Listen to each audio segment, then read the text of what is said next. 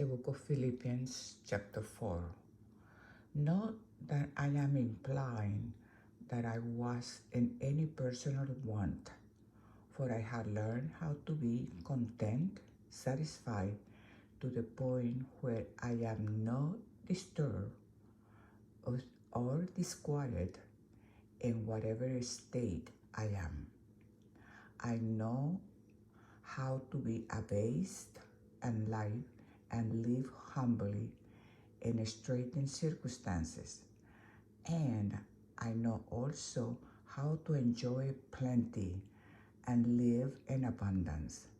I have learned in any and all circumstances the secret of facing every situation, whether well fed or going hungry, having a sufficiency and enough to spare or going without, and being in want. I have learned I have strength for all things in God who empowers me.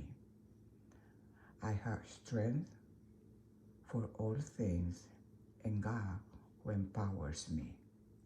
In Jesus' name I pray. Amen.